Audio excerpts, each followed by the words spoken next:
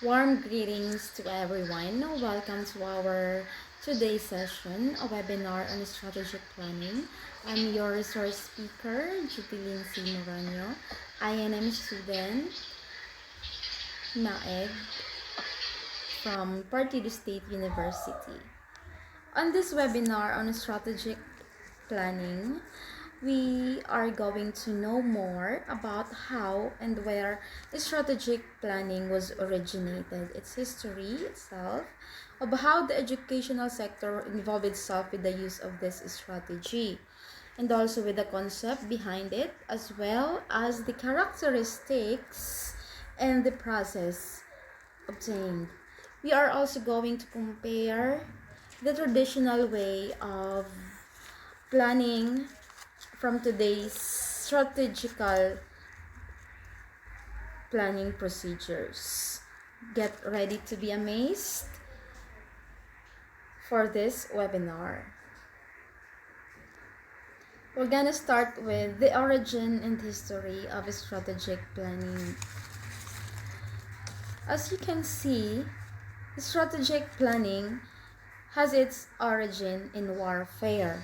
The word strategy derives from the Greek word strategos, a combination of stratus, army, and agent, means to conduct. This Greek term was referred to the civil military officials elected by the citizens of Athens to assume leadership during times of war.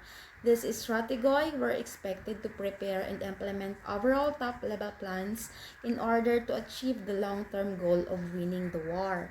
Tactics, another military term derived from the Greek word tactica, which means the art of disposing and maneuvering forces in combat, are done by the lower ranking officers were directly in charge of daily short-term operations of managing troops to win specific battles.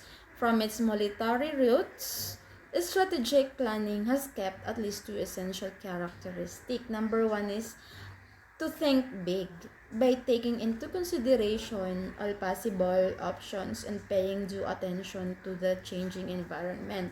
And number two is to focus on a clear, final, and firm long-term goal to be achieved.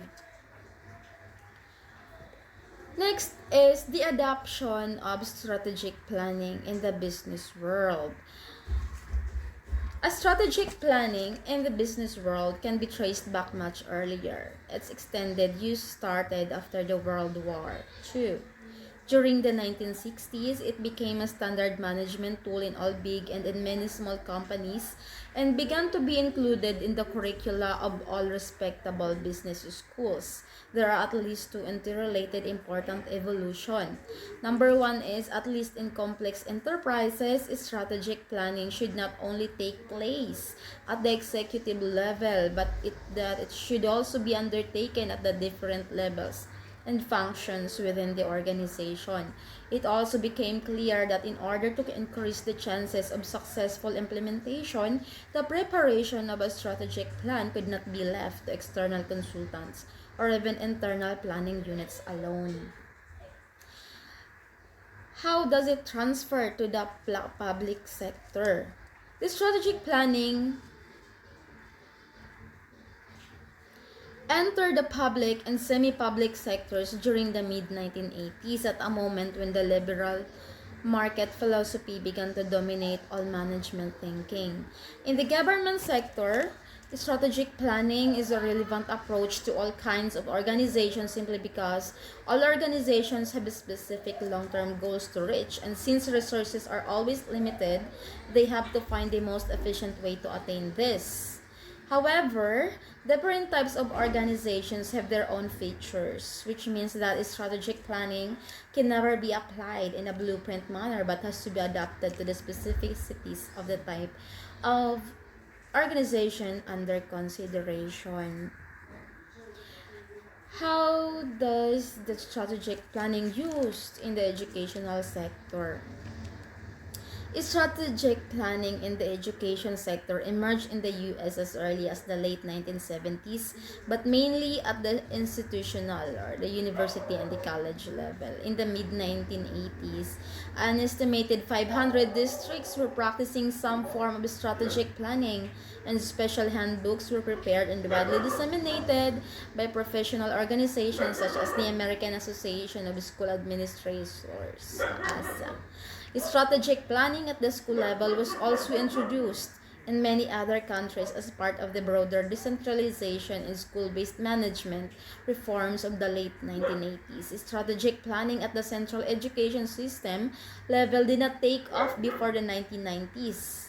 The practice of preparing strategic education sector plans was adopted several years later and was, at least in developing countries, intimately linked to the gradual introduction of sector-wide approaches, or the SWAP, in development cooperation from the mid-1990s onward. SWAP is a recent cooperation paradigm aiming a more equal partnership between the donors and the recipient countries.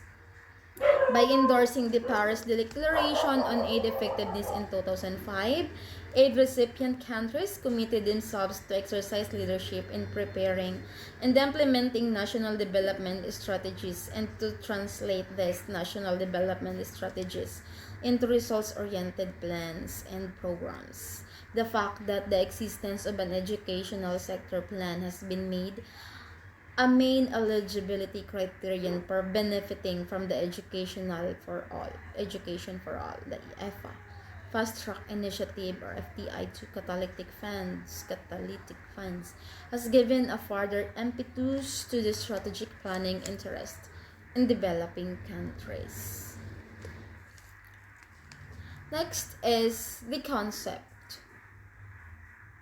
We are going to learn about the concepts, discuss the concepts of strategic planning. Here's the definition given. Strategic planning is the anticipation of possible future situations, the selection of desirable situations to be achieved or the objectives, and the determination of relevant actions that need to be taken in order to reach those objectives at a reasonable cost. So now, concept in planning is the traditional way, the traditional development planning. Human beings have been planning in one way or another since rational thinking emerged. However, as a formalized way of organizing development in complex societies, planning is an invention of the 20th century. The preparation of directive development plans have been the backbone of socialist states since the Communist Revolution of 1917. But soon after the Second World War, several non-socialist countries in Western Europe, example is the France and the Netherlands, and elsewhere in Japan, adopted the idea of indicative planning as an instrument for post-war recovery and the development which followed it. Contrary to the socialist directive planning, indicative planning accepts the primacy of the private market economy, but it tries to guide investments towards national priority objectives, avoid duplication of efforts, and to the extent possible, reduce cyclical instability. Traditional education planning, the same two types of planning, indicative or directive, were also applied in the education sector. Over time, various forecasting techniques and simulation models were developed which aimed at orienting the educational investments either according to the needs of the labor market or to the social demand for education or to the needs of education subsectors with the best rate of return or to a more or less harmonious combination of these three approaches. At the beginning of the 1960s, educational planning was seen as a must for the newly independent countries in order to allow them to move ahead quickly and systematically with their human resource development. Planning units were set up in ministries of education but were highly dependent on external expertise.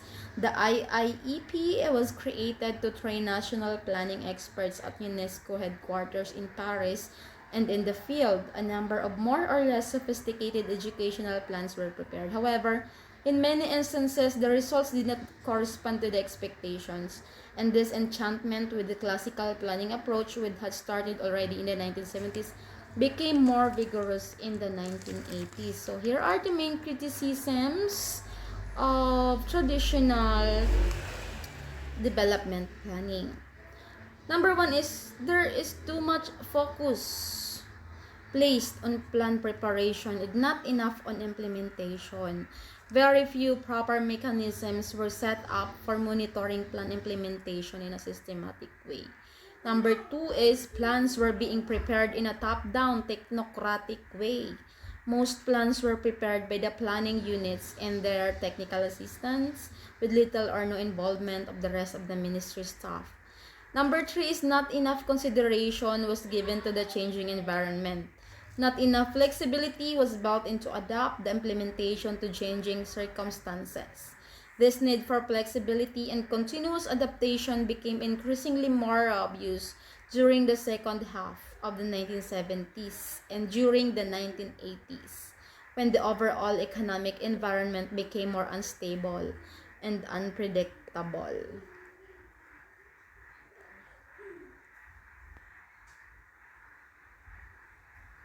So there's a summary of differences between traditional and strategic planning. So as you can see here, it's very contrast. They are contrasting ideas. Traditional planning versus strategic planning. In traditional planning,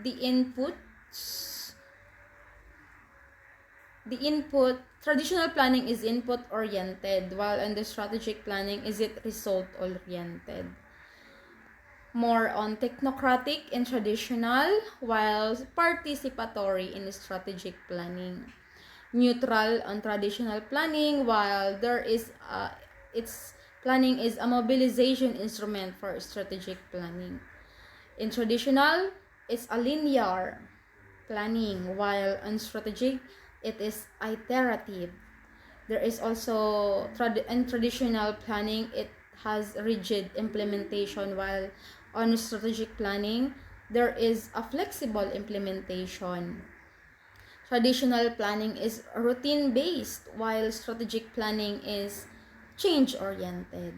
Traditional planning is compliance monitoring, while strategic planning is performance monitoring. And lastly, traditional planning emphasizes on the plan document, while strategic planning emphasizes on plan implementation. That's the blueprint contrast between traditional and strategic planning. So number 3, here we are on the characteristics of strategic planning. Here once again is a definition of the strategic planning as to the key characteristics of it. Strategic planning is a management tool to help an organization to improve its performance by ensuring that its members are working in the same goals and by continuously adjusting the direction of the organization to the changing environment on the basis of results oriented. Number 1, the first characteristic of strategic planning is that it is guided by an overall sense of direction. A strategic planning should contain a much more explicit policy presentation, either as part of the introduction or as a special section, which clearly spells out the overall long-term goals and the broad strategies proposed for reaching these goals.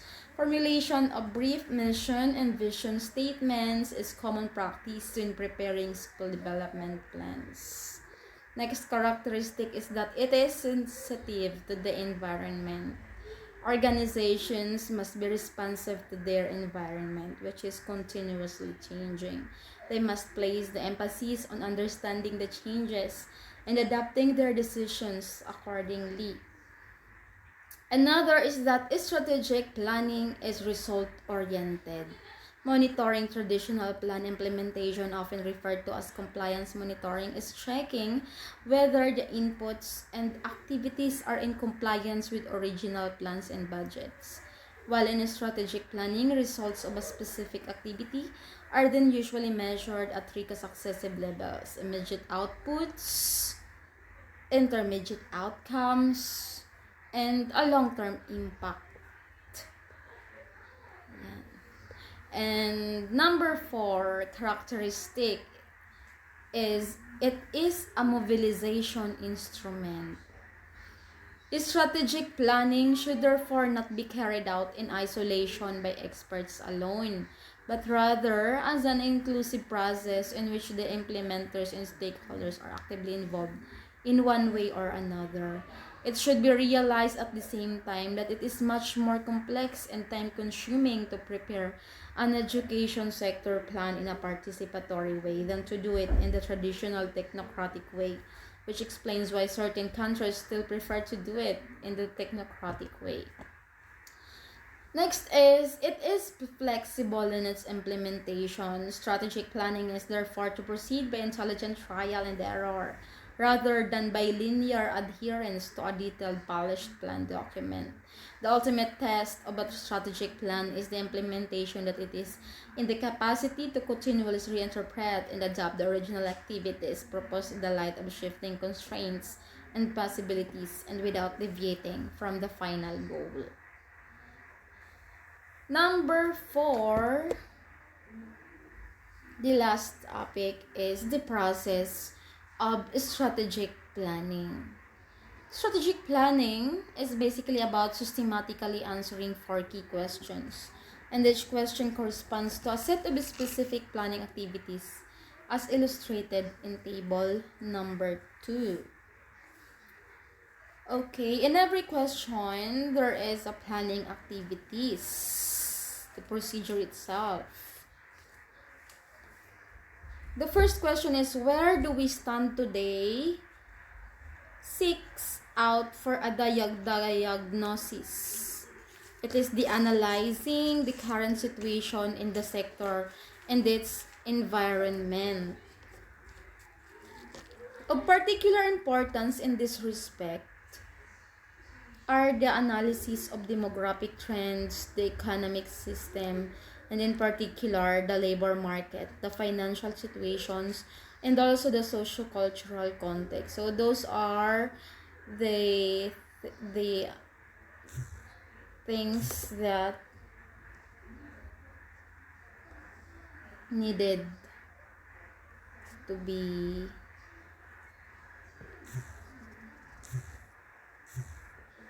analyzed. Okay, policy formulation is the next, which has a question of where would like to be in the future. This policy formulation selects overall goals and strategies. Policy formulation is not a straightforward technical exercise, but rather a complex process which should start with a review of existing policies and which further implies intensive interaction between the planning experts and the political decision makers for designing the new policy. That is the policy formulation, the second process of strategic planning. The third process is the plan preparation, where it defines precise objectives and balancing objectives and means. So the question here is that how shall we get there? The first planning task is to prepare a medium-term strategic sector plan. However, there is no mathematical model for making such choices. It can only be based on human judgment. Annual operational plan, however, spells out in detail the specific targets to be reached during the year, the precise activities, the specific departments and units responsible.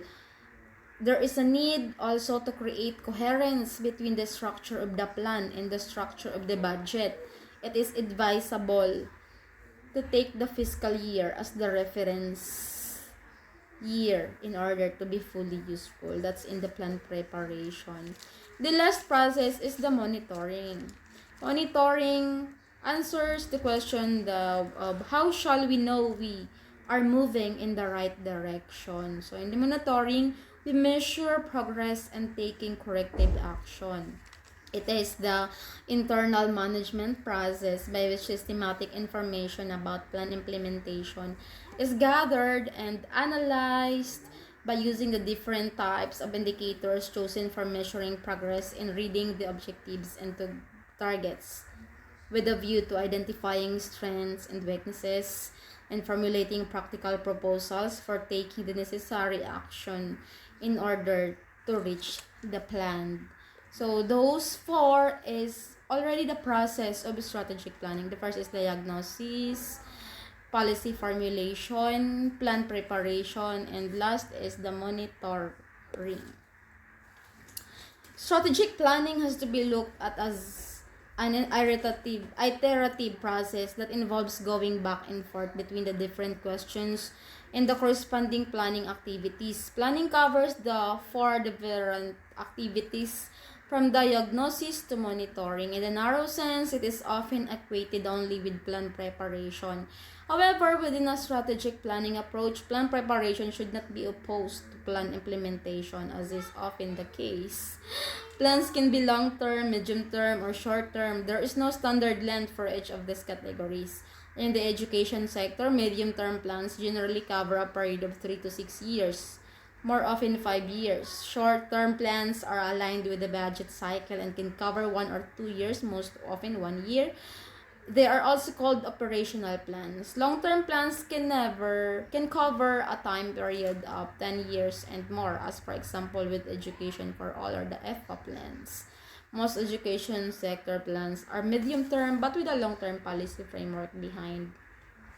So lastly, here is the final remarks and reminders to the listeners, always the watchers. So the first one is, there is no single way. There is no single way of preparing a strategic plan. There is no blueprint for preparing a strategic plan, but some lessons can be learned from different country experiences. Second is that the first benefit of strategic planning is the process and not the plan document. A strategic planning process can be called successful not when a nice plan document has been prepared, but when the daily actions taken by the different ministry departments have been improved and are resulting in a better delivery of the educational services. And third reminder is that there is no perfect plan. Continuous corrective action and regular refreshment of plans are two basic aspects of strategic management. They should spell out the directions to be taken by specifying clearly long-term goals and medium-term objectives and targets. Next is, it is the most difficult part of strategic planning is not technical but human. A much more difficult challenge is to change the mindset of the people and to introduce the strategic management culture that goes with. And lastly, the strategic planning should permeate all levels of the education system. So strategic planning, the adoption of strategic planning goes together with the implementation of important decentralization reforms, which makes the spreading of strategic planning at decentralized level, including the school level, all the more urgent. So that's all. Thank you for listening. Thank you so much.